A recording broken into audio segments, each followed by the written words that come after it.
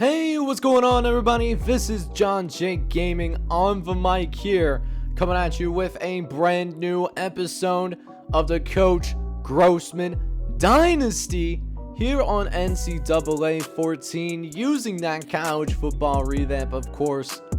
We've got a pretty good one in store overall as we take on our fellow conference opponent, the Tulane Green Wave, who's 2-2 right now, but 1-0 in conference play. We're 3-0, but we have not played a game yet in the American Conference. Lee Corso is going to be rocking with us, but that being said, things are going to be pretty evenly matched overall. I mean, both of us have a B-plus team, B-plus offenses, and B defenses across the board. And Tulane is showing as a legitimate challenge, despite the fact that they started this year losing to FCS Northwest. They turned it around, beating Wake Forest on the road, and then beating SMU before they ended up losing to a quality Louisiana Lafayette team. We have looked pretty good so far, but Tulane is probably going to be our toughest challenge yet. The only team that we faced so far that is at least 500. So all that being considered, it's going to be a good episode, and I am excited for this game. If you are as well, I need you guys to do me a favor. Smash that like button for me, and then also on top of that, hit that subscribe button as well. Let's go ahead and get into it. Let's see if we can win our conference opener against the Tulane Green Wave down in New Orleans. Let's get it. Alright, boys, so we got ourselves a early third down here, as we did end up receiving the ball first in this one, but Brian Batty does end up bailing us out at the very least. Pick up a little gain of 7. Let's see if we can keep it up, as we'd have a fresh set of downs to work with here.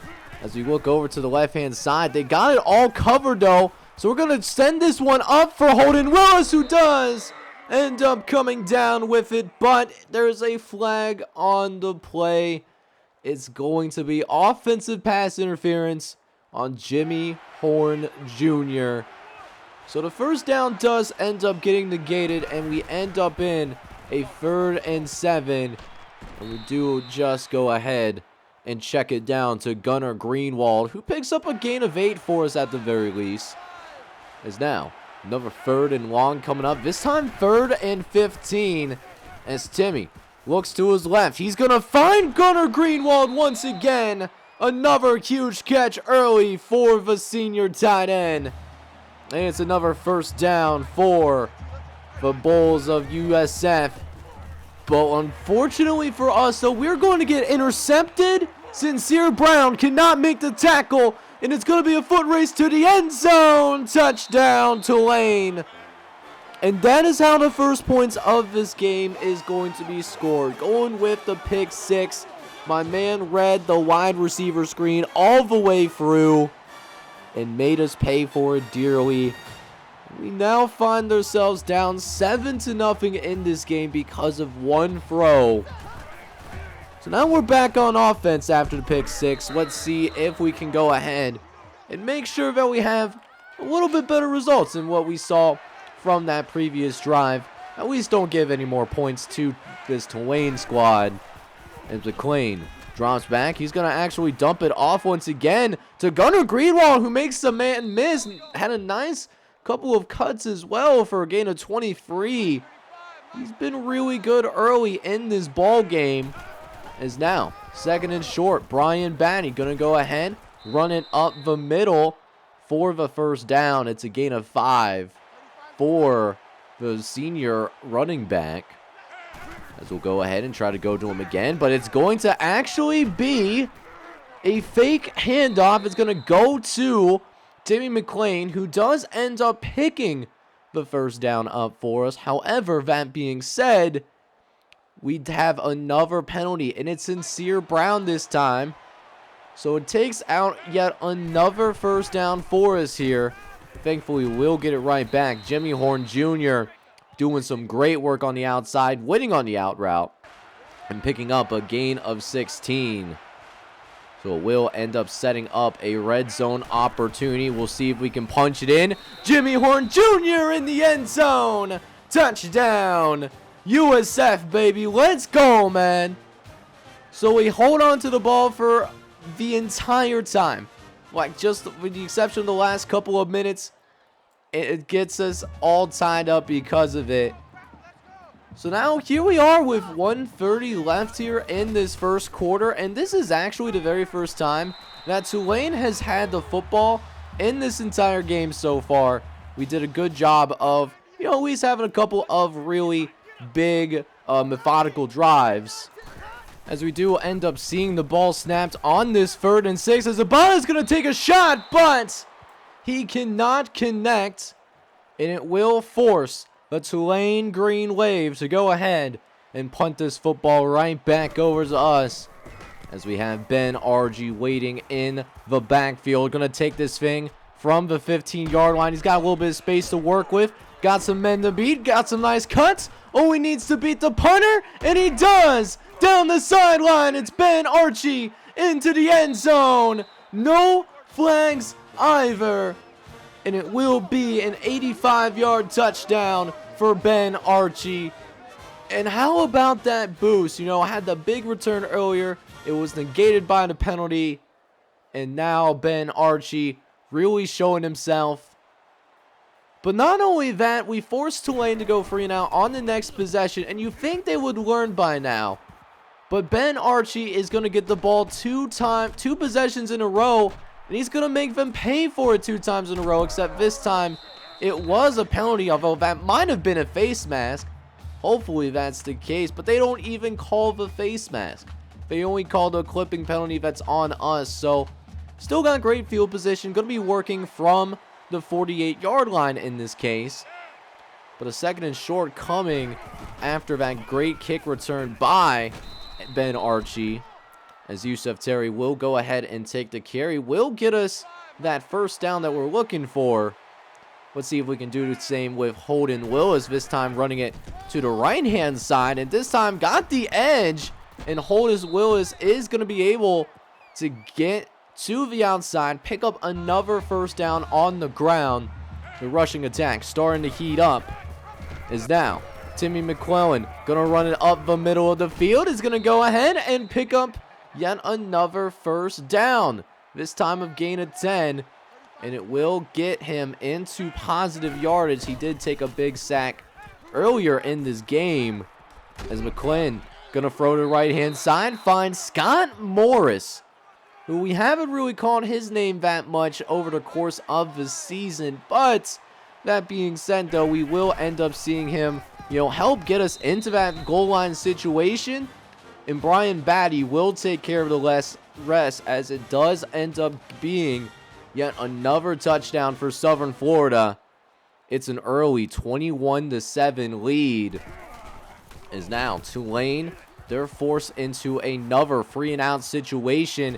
And Ben Archie, he's going to take the punt. He already has 1 touchdown on the day. This one might be even easier, though, as he cuts to the outside. Breaks the tackle. Breaks another tackle. And Ben Archie finds the end zone again. Touchdown, Southern Florida. This time being a 75-yard kick return, as the special teams has been the ultimate difference maker so far. We're now up by 21 points. And we're not even done with the first half yet. But you already know, this Tulane squad is pretty solid. They're not going to simply go down without a fight. Is now 3rd and 19. So, Ibata, he's going to be forced to throw it. But it's going to be a halfback screen, though. We are all over it. And the Tulane Green Wave have not gotten anything going on offense all day today. If it wasn't for that pick 6, there would still be a goose egg on the board for our defense.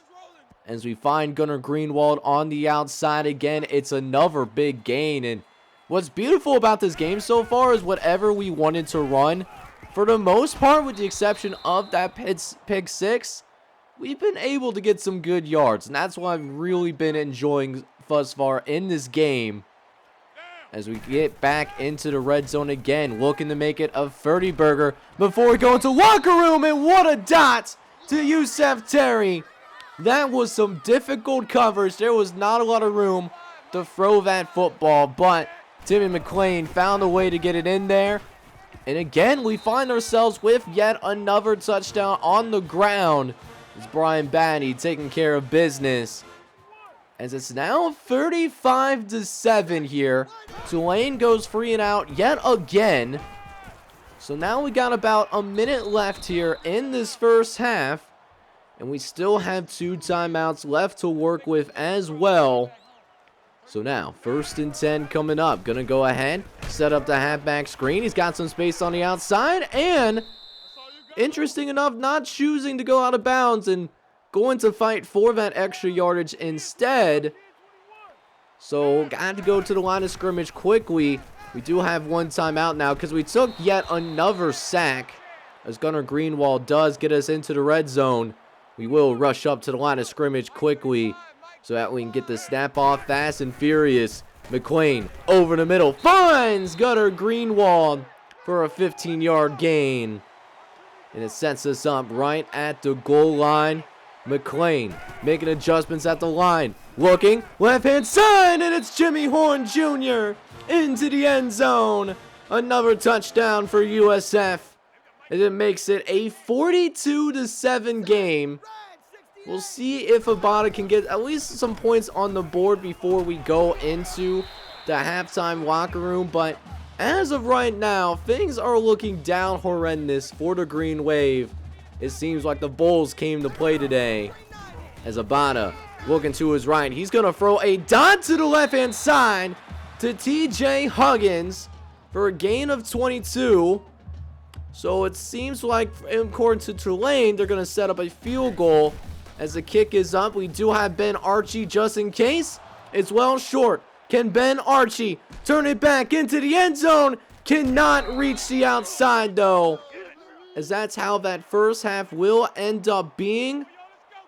But it's been a dominating game here in that second half. Much of the same as we have another interception. Grady Nugent able to reach up there and get the football for the USF Bulls. And so even though Tulane got the ball to start this second half, this is not how they wanted to start this game or start the second half whatsoever. So definitely a situation to where it could very well be one of those games where it could really get out of control, especially if we wanted to keep our starters in and really run up the score. But to be honest with you guys, if we get a touchdown here on this next drive, I think I'm going to just call off the dogs. Yeah, we don't want to beat this dead horse any longer. I mean, it's another touchdown. We already essentially got the 50 burger on the board, and it's not even like 1 minute into the second half. So we end up getting a really big win. Tulane does end up getting a couple of touchdowns in garbage time after we did end up pulling our starters, but you already know what time it is. We came out and we dominated right from the get-go. Huge win for our football program. We win this one by a final score of 59-21 to remain undefeated. So while we do end up getting that 50 burger, let's talk about how this could have been so much worse if it wasn't for the fact that we decided to go ahead and call off the dogs. We won the first quarter 14-7. Then we come out with 42 consecutive unanswered points between the second and third quarter. And then it was that point where, okay, we did what we needed to do. Let's go ahead. Let's get the backups a little bit of run. And that's when Tulane started to, get some garbage time scores. 2 touchdowns towards the end. We got a field goal. It's 59-21, but this game was so much worse than what the score is. And y'all already know it too. Running for the stats real quick, and Timmy McClain was really good, man.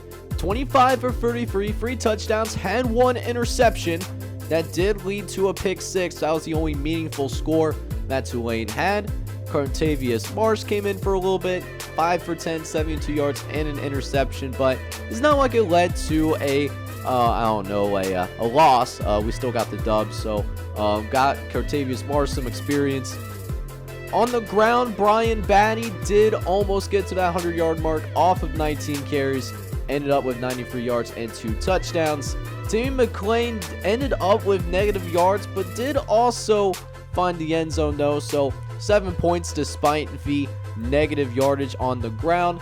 And then Ben Archie got a few carries as well. 10 carries, 38 yards to go with it. He was electric, though, in special teams. Now, for our receivers, since we got the backups in, a bunch of different players did get to touch the ball. But the few guys that really stood out, Gunnar Greenwald, man, 8 for 135. The Myrtle Glove product, there was no answer for Gunnar Greenwald. He's been a really good piece for this offense. And then Yusef Terry, we found the end zone with him as well. 5 catches, 53 yards on the day.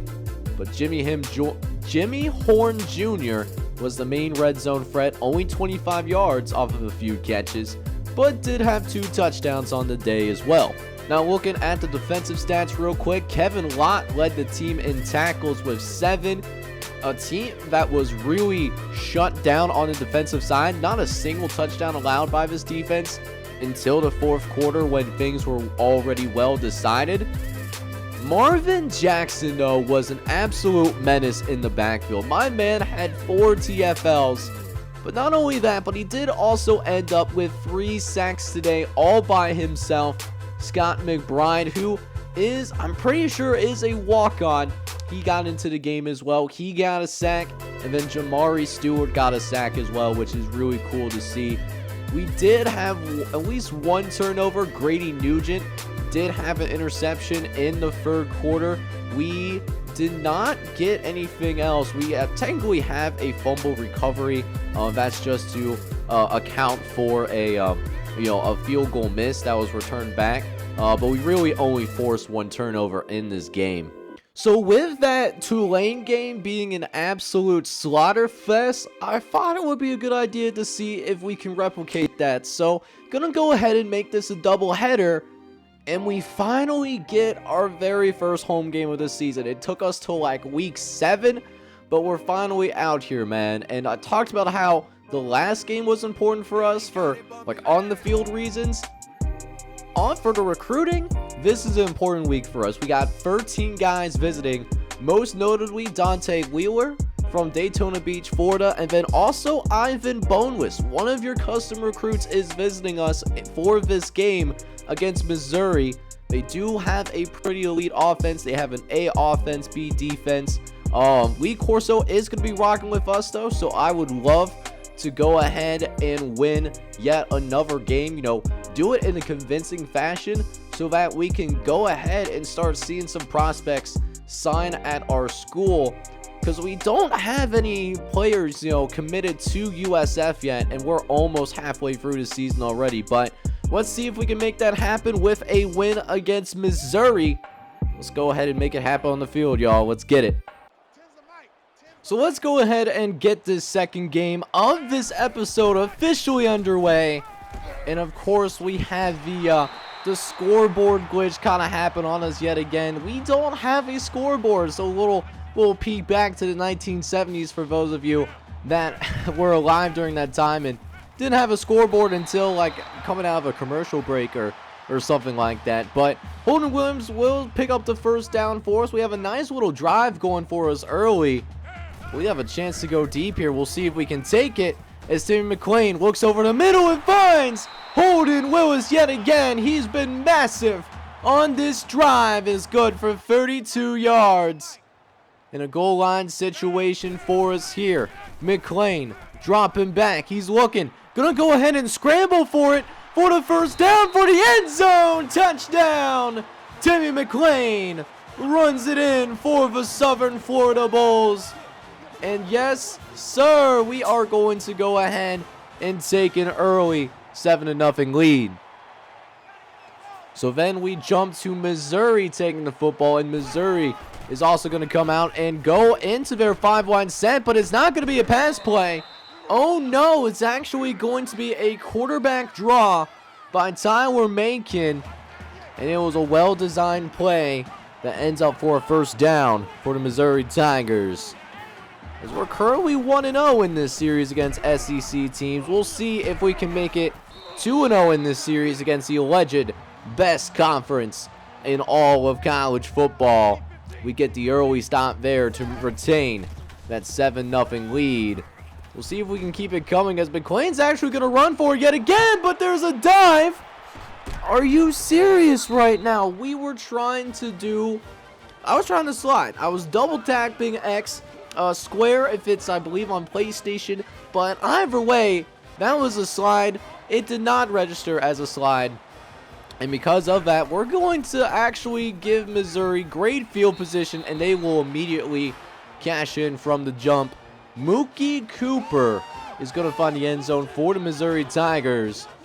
And because of the fumble from McMillan, we will have to go ahead and get this game all knotted up at 7 apiece. So now we get to work on offense yet again as we try to have better results this time around. Last time out, we did see a fumble that set up a touchdown for the Missouri Tigers. As we go again here first, actually a long third down that we had to pick up, and Greenwald, he's been great for us, but we will not pick up that first down this time around. And we thought the momentum was going to completely shift over to Missouri, but we actually forced them to a free and out. We will see Ben Archie take this return. He's going to get some good blocks downfield. He's got some space as well. Nice little cutback as well, and the 27-yard return that gets us right outside of the red zone for the first play of the drive. As now, a few plays later, McClain going to go ahead, going to run it around, actually going to run it straight forward. He's going to pick up a gain of 8 for another first down for the USF Bulls. It sets up a goal line situation. Looking at Sincere Brown over the middle, but he's going to be covered, but he gets uncovered later in the play as Sincere Brown doing his job in the scramble drill. And Tim McClain gets his first passing touchdown of this game. And the USF Bulls will take a 14-7 lead off the touchdown for Sincere Brown. And we will also get our scoreboard back so we can see what score it is, as we are now late into the first quarter as of right now. So Missouri Tigers will try to answer back. As now, 2nd and inches, going to be a run for J.J. Hester down the right-hand side. It was covered pretty well overall, but he still finds the first down anyways. As Tyler Macon will come back into the game now, coming out of the Wildcat, as Butts is going to try to run for the first down and does end up picking up the sticks. And the Missouri mascot, which, by the way, and you can let me know down in the comments as well if you agree with me on this, my man looks like a great value brand, Tony the Tiger. That's what he looks like to me, is at least how NCAA 14 depicts it. Could be different than what it is now, but either way, we do end up getting a 4th down. Going to be a tough field goal, 46 yards, but it's going to be even longer. A false start penalty is going to set them back. So now we're talking about a 51-yard field goal attempt here, as now going to go ahead. The kick is up, and it's going to be way off target. It was wide to the right-hand side. I'm not even sure if it even had the distance either. Either way, the field goal attempt is going to be no good. As now, 1st and 10 following the missed field goal. Macon looking over the middle, finds Holden Willis, slicing the middle of the defense. They were in a cover 2, and we ran the perfect play for it. And sets up great field position here. 2nd and inches. Battle. Audible down to the right-hand side. He's got a linebacker on him one-on-one, and it's simply too easy. When you have one of the fastest running backs in all of America, one-on-one with a linebacker, that is simply barbecue chicken. I don't care how good you are at linebacker. Linebackers typically cannot keep up with running backs. That's straight up and down. Let's be real for a minute. And it was an easy touchdown. Nice job by Timmy McClain to go ahead and make sure that he was able to go ahead and, recognize where to go with that football. And the Missouri Tigers are surely on their heels. We'll see if Tyler Macon can go ahead and lead the response back. There is a 3rd and 6 coming up. They try to set up the screen. Here comes Tajay Butts, but he cannot find any space. No pun intended. And Missouri will punt the football back over once again. So a dominating 21-7 game. Here's McLean. Looks to the left after the ball is returned back to USF. It's been red hot as of late. As now we'll go ahead and fake the handoff. It's a read option. McLean, he's got the blocks. Does he have the space to work with? Yes, he does. And Timmy McLean gets his second rushing touchdown on the ground as Timmy McLean runs in with relative ease. He's not even touched. It's amazing what you can do when the blocking is set up as perfectly as it was right there. You absolutely love to see it. So now we see the Missouri Tigers down 28-7.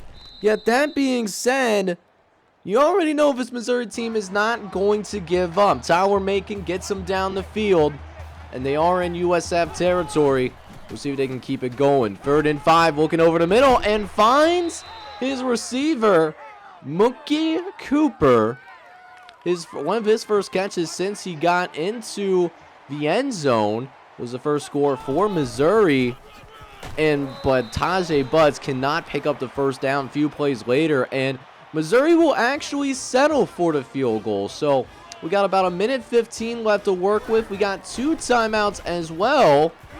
So let's see what we can do with those 2 timeouts as we start off. Quick throw to the right-hand side. Yusef Terry picks up an easy first down. Saves the timeout as well. As now, 3rd and 3. Halfback screen. It's Brian Batty who gets lit up like a Christmas tree. But that being said, though, another first down for the Bulls. As now, 1st and 10. McLean looking. Brian gonna get yet another first down. We get to the line quickly here, trying to run that no huddle. Let's see if we can go ahead and get Missouri a little bit off guard as McLean drops back. He's looking, trying to find somebody to get open. He's going to dump it off to Brian Batty, who does the rest of the work, does manage to pick up that first down there as well, as it's another no huddle attack. McLean getting his guys to the line, lining up under shotgun. He'll drop back the pass again. McLean looking over the middle. It's Brian Batty who does manage to fight forward and pick up a first down yet again. But we'll see if we can go ahead and finish the job here. A 3rd and goal as McLean will look to the right. Finds Holden Willis, but he cannot get remotely close to the end zone. So we had to go ahead and settle for a field goal. We are up 31-10 here, and we do also have an interception. It's none other than Brandon Lott. Oh my. And how about that leaping play by Kevin Lott? Able to get a foot inbounds as well. We could not get any points off it, but that's how I want this defense to play the entire time, man. That is some special stuff that we're seeing. As we will see Missouri start with the ball in the second half. They've had a little bit of a rough time on the offensive side of the ball, but we're going to help them out a little bit. Grady Nugent is going to be called for the face mask. As now Tyler Macon's going to go ahead, take it on the left-hand side. He's got some space down the sideline, and Taylor Macon is going to be out of bounds. But a nice gain that puts the Missouri Tigers in field goal range. As Macon off the play action, he's going to look to the right-hand side. He finds Looper, who refuses to go down.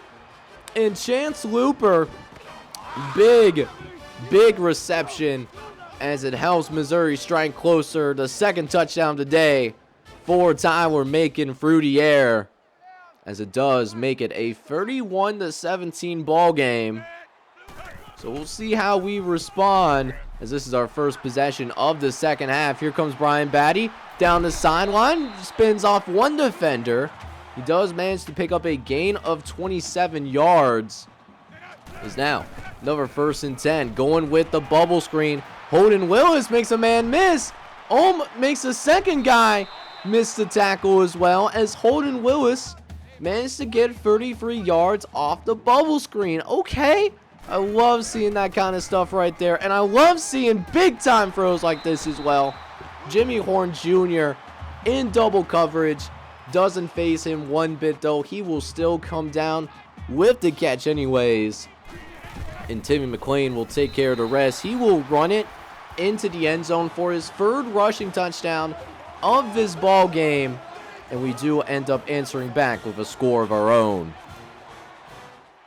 So a 38-17 ball game in our very first home game of the season. Yes, you heard that right. We are here in week 7, by the way. We are just now getting our home games. This team has been a bunch of road warriors, though, as Taj Butts breaks a big one out the right-hand side. It's a 39-yard rush, and Missouri is back in business in the red zone. We'll see if they can take advantage. Tyler Macon trying to get him off target with the quarterback draw, but we was ready for it, and we forced Missouri to go ahead and settle for another field goal. And this one is going to be off target as well. That field goal will also be missed. This time going wide to the left. So definitely a really tough game so far for this Missouri kicker. Is now USF taking over. Looking over the middle. It's Gunnar Greenwald up the seam. And it's going to be a huge first down for the Bulls. 46 yards for Gunnar Greenwald. As we do try to make an adjustment at the line of scrimmage. Looks like they're all pressed up. And when you press up on my guys are going to find a way to win. And that's what we did. Jimmy Horn Jr. winning his route. And what a day for Timmy McClain. 3 touchdowns through the air. Also 3 touchdowns on the ground to go with it as well. He has been a one-man band all day long. As Missouri will go 3 and out on their next possession. So again, same situation as in the Tulane game. If we score on this drive, I'm gonna go ahead and call off the dogs here. I think we know who's gonna win this game, right? But we'll have to see what happens on this drive. And it looks like Brian Batty is gonna get us with another score into the end zone. Touchdown, Southern Florida. As Brian Batty just simply outruns the safety, taking a pretty bad angle. And that's going to help us get the 50 burger. As Missouri will end up getting a couple of garbage time scores in the 4th quarter. But what a great win for our football program. Winning convincingly against an SEC team. That's pretty, I say that's pretty good for our guys over at USF. But look what ends up happening here. We actually end up getting frozen up. So we were not able to save this game. I'll come back to you once I get my Xbox restarted and all that. But man, we lose the great day that Timmy McClain had through the air and ground. So even though NCAA 14 did end up freezing on us, we did at least, get the sim past the Missouri game. We still got to commit in Tom Thompson, 68 overall free season. He is our first recruit to join the team. We're in a recruiting battle with actually a bunch of other schools as well. So gonna have a lot of points tied into those recruiting battles. And even though we didn't, get to, play the Missouri, or at least save the Missouri games to say the least, we still ended up beating Missouri 42-20. It wasn't as dominant as what we did in the gameplay, but hey, we still got to win. At least we don't, get our first blemish. Because if we did lose our first game in that fashion, that would be a really tough pill to swallow, because that's straight up not our fault. But next episode, though, we will focus back in on American Conference play. We'll be taking on a solid Tulsa squad who's currently 4-2 on this season. They're 2-0 in conference play, but Week Corso is going to be rocking with us. Let's see if we can live up to those expectations, though, but it should be a good one regardless. But in the meantime, though, if you enjoyed today's episode, I need you to go ahead and do me a favor. Smash that like button, hit subscribe as well if you have to be brand new to the channel. This is John J. Gaming on the mic signing off. I'm hoping you're all out there having a good one. Take care, everybody.